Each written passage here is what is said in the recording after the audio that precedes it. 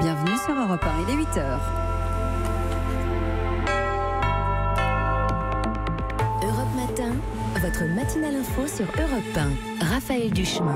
8h, l'heure du journal d'Hélène Zellani. Bonjour Hélène. Bonjour Raphaël, bonjour à tous. On en parlait, un gros coup de chaud sur la France, comme le disait Laurent Cabrol, même s'il n'est pas encore officiellement question de canicule. Le thermomètre s'envole, les personnes fragiles sont appelées à la prudence. À la une également, Hélène. L'affaire Benalla avec un homme qui semble concentrer toutes les accusations. Le directeur de cabinet d'Emmanuel Macron, Patrick Stroda, qui sera entendu tout à l'heure par la commission d'enquête de l'Assemblée. Si vous louez votre appartement sur Airbnb ou vendez des vêtements du petit dernier sur le Bon Coin, attention, vous serez bientôt taxé. Et puis on partira sur la route du Tour de France où Romain Bardet espère briller. Qu'on se le dise, le thermomètre va grimper dans les heures qui viennent. Ce sera facilement 30 degrés à l'ombre sur quasiment toute la France. Et demain, ce sera encore pire, jusqu'à 37 ou 38 dans le sud-est. C'est dur à supporter en ville.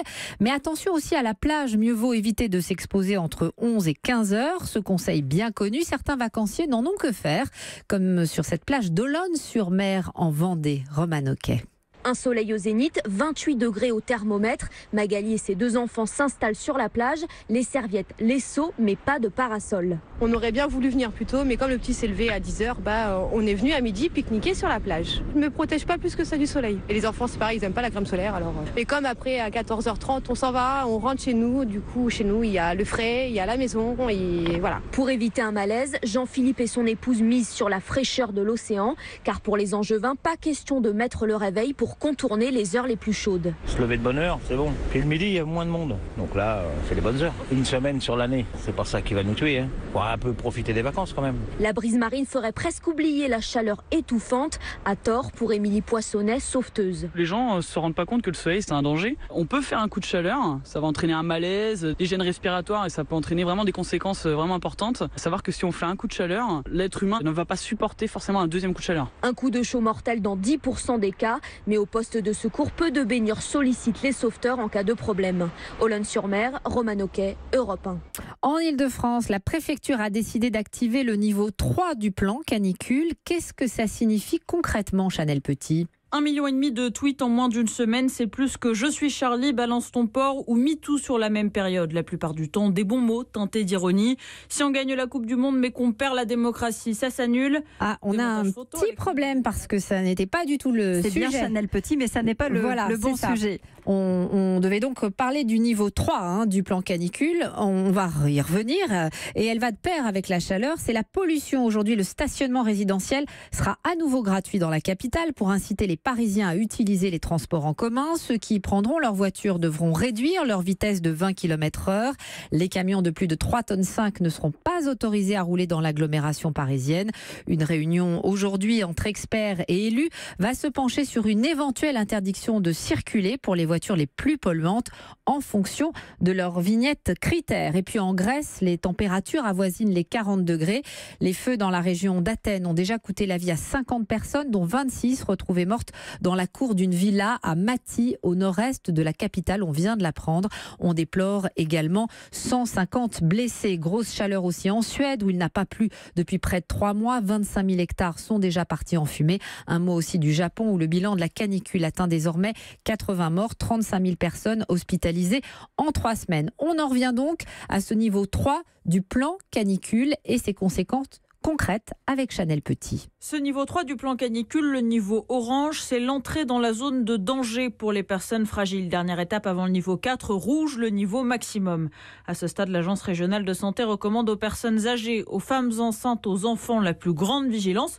Boire beaucoup d'eau, bien sûr, se mouiller le corps, se ventiler, manger suffisamment même si l'on n'a pas faim, éviter tout effort physique, fermer les volets le jour pour maintenir son habitation au frais, donner et prendre des nouvelles de ses proches. Si vous vous sentez vulnérable, vous pouvez depuis hier vous inscrire au fichier Chelex pour chaleur extrême. Il suffit d'appeler le 39 75. Des médecins prendront régulièrement de vos nouvelles et vous donneront des conseils si besoin. Chanel Petit.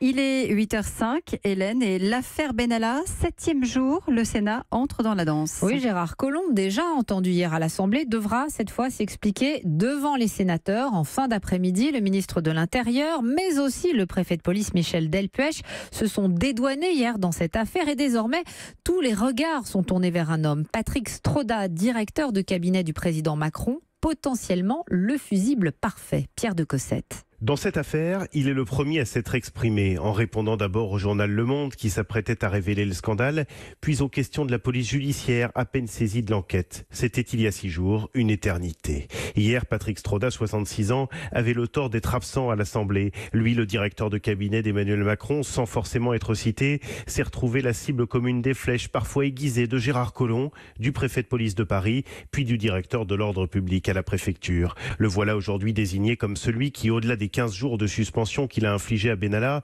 était en position d'avertir le procureur, le fameux article 40. Quand le ministre de l'Intérieur se dit totalement extérieur à cette affaire, quand le préfet Delpech explique que l'immersion de Benalla s'est réglée dans son dos entre ses subordonnés et l'Élysée, quand le directeur Alain Gibelin explique que Benalla a continué à assister à des réunions de sécurité pendant sa période de suspension, Patrick Stroda devient le coupable politique idéal au sommet de l'État. Un haut fonctionnaire à 3 mois de la retraite, un grand préfet qui n'a peut-être pas dit son dernier mot. Tout à l'heure, à l'Assemblée, ce sera son tour de s'expliquer publiquement. À l'Élysée, on affirmait hier après-midi qu'il n'esquiverait aucune question. Pierre de Cossette, 3e et dernier à être entendu hier soir par la commission d'enquête de l'Assemblée, Alain Gibelin, directeur de l'ordre public à la préfecture. Interrogé par Marine Le Pen, il a affirmé qu'Alexandre Benalla avait participé à des réunions de sécurité à une période où il était censé être mis à pied. C'est faux, rétorque Gilles Legendre, porte-parole du groupe La République En Marche, qui en profite pour tordre le cou à d'autres informations qui circulent en ce moment. Nous démentons de la manière la plus ferme l'idée que pendant sa suspension, Alexandre Benalla ait participé à quoi que ce soit. Maintenant, il n'était pas hors sol, il était bien quelque part, mais il n'a pas assumé la moindre responsabilité. Hier, on a entendu l'idée que M. Benalla aurait bénéficié d'un appartement somptuaire quai Branly dans les résidences de la présidence de la République. Il n'y a jamais eu, jamais Alexandre Benalla n'a habité un appartement. On a dit qu'il était candidat pour être sous-préfet, mais c'est tellement absurde. Pour être candidat et être sous-préfet, il faut avoir 35 ans. Il en a 26. On est en train de bâtir un psychodrame, de reconstruire la vérité à une seule fin, qui est une fin de manipulation politique. Gilles Legendre, député de La République En Marche, qui était votre invité, Raphaël Duchemin. Et dans 10 minutes maintenant, je recevrai Boris Vallaud, le député du groupe Nouvelle Gauche et porte-parole du Parti Socialiste. Il est 8h08. Hélène, attention, si vous avez l'habitude de louer par exemple votre appartement ou encore votre voiture, ou alors de vendre des objets via des plateformes sur Internet, eh bien, vous allez, devoir payer des taxes. Le gouvernement veut en effet mieux traquer la fraude à ce qu'on appelle les revenus d'appoint. Il s'agit de l'article 4 du projet de loi sur la lutte contre la fraude fiscale qui est examiné aujourd'hui par la Commission des finances à l'Assemblée. Carole Ferry. Quand vous louez votre appartement sur Airbnb ou Homelidays, quand vous prenez régulièrement une personne à bord de votre véhicule via Blablacar ou Idevroom, est-ce que vous pensez toujours à déclarer les revenus perçus au fisc ? Eh bien, il va falloir être vigilant à l'avenir, car la loi prévoit d'imposer à tous ces sites internet de transmettre à l'administration fiscale les revenus perçus par leurs clients. Tous ces sites internet qui jouent les intermédiaires pour les paiements entre particuliers, car ce sont des revenus qui doivent être déclarés, mais qu'ils ne sont pas toujours. Le fisc s'arme ainsi d'un nouvel outil pour resserrer les mailles du filet dans la lutte contre la fraude fiscale. Alors un amendement a été déposé au Sénat pour demander que les revenus ne soient taxés qu'à partir de 3 000 € par an. Mais selon nos informations, les députés de la majorité devraient contrecarrer aujourd'hui cette proposition. Un débat qui pourrait bien faire du bruit dans les semaines qui viennent. Carole Ferrier, le texte pourrait arriver à l'Assemblée cet automne. Coup de filet antidrogue, plus de 5 tonnes de cannabis ont été saisies en France en une semaine. Ça représente 42 millions d'euros à la revente. Il s'agit de contrôle des douanes sur plusieurs véhicules en provenance d'Espagne. 8h09, Hélène, direction la route du Tour de France avec au programme 218 km entre Carcassonne et Bagnères-de-Luchon. Après la journée de repos d'hier, les coureurs arrivent donc dans les Pyrénées pour cette 16e étape et Romain Bardet, 5e pour le moment au classement général, est loin d'avoir dit son dernier mot. Émilie Bonneau. Vous le croyez fini? Lui vous répond non. Au contraire, cette 3e semaine est faite pour lui. Vous vous dites quand même, plus de 3 minutes de retard sur le maillot jaune, c'est vraiment beaucoup. Oui, d'accord, mais Romain Bardet, lui, garde le moral et aborde l'étape du jour et les suivantes avec gourmandise. Dans une semaine, ce sera trop tard. Je serai chez moi et on pourra avoir des regrets après pour un an. Donc l'idée, c'est vraiment de pas faire n'importe quoi. J'aurais aimé, bien sûr, gagner à l'Alpe d'Huez. J'ai pris des bons repères, je me sens bien encore avec de l'énergie et ça garantit pas le succès, mais en tout cas, ça me donne envie de bien faire. Et chez AG2R, la mondiale, on veut croire que Romain Bardet peut encore réaliser l'exploit,